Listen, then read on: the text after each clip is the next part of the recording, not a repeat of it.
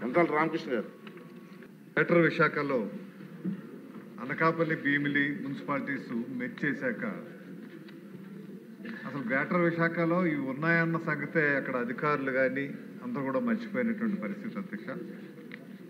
ఒక అనాథలో తయారైన భీమిలి కానీ అనకాపల్లి మున్సిపాలిటీస్ కానీ నాకు తెలిసి జీఎంసీ కమిషనర్ గారు కూడా సాధారణంగా ఈ ప్రాంతాలు వెళ్ళి పర్యవేక్షించే కార్యక్రమాలు కూడా జరగట్లేదు.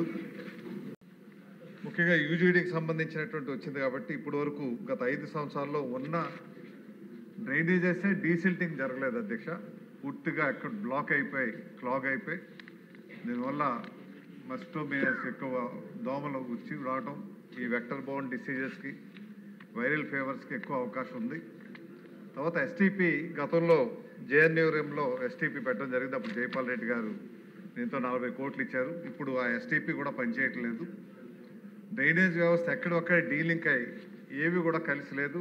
కొత్తగా ప్లాన్స్ ఇస్తున్నారు, అభివృద్ధి చెందుతుంది, కానీ కొత్త డ్రైనేజ్ సిస్టము కొత్త ప్రాంతాల్లో మట్టుకు ఎక్కడా కూడా లేదు.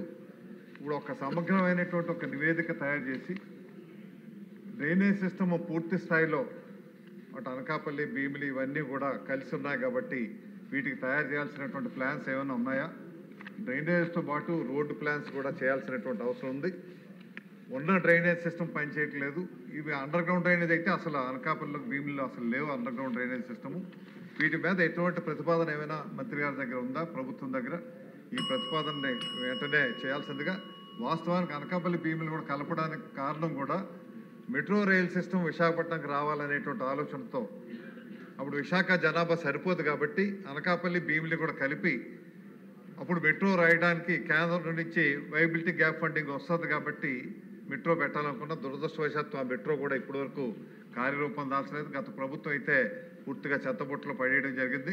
ఆ ప్రభుత్వం వచ్చిన వెంటనే అనకాపల్లి నుంచి భీముల వరకు మెట్రో పెడతామనేసి వారు ప్రకటన చేసినప్పటికీ అది పూర్తయ్యేటువంటి పరిస్థితి ఇప్పటికీ కాలేదు.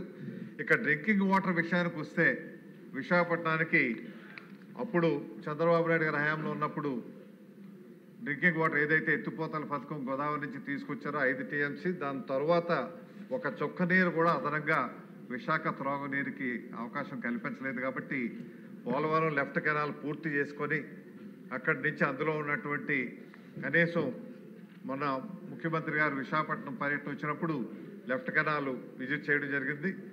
అక్కడ పురుషోత్తంపట్నం లిఫ్ట్ ఏదైతే పూర్తయిందో ఆ లిఫ్ట్ నుంచి లెఫ్ట్ కెనాల్ ద్వారా విశాఖపట్నానికి నీరు తీసుకొచ్చి త్రాగునీరు అందించాలనే ఆలోచన ఏదైతే ఉందో అందులో 10 టీఎంసీ వాటరు విశాఖపట్నానికి కూడా కేటాయించాల్సిన అవసరం ఉంది. కాబట్టి వీటన్నిటి మీద ఒక సమగ్రమైన నివేదిక తయారు చేసి కార్యరూపం చేయాల్సిందిగా మంత్రి గారిని కోరుతున్నాం మీ ద్వారా.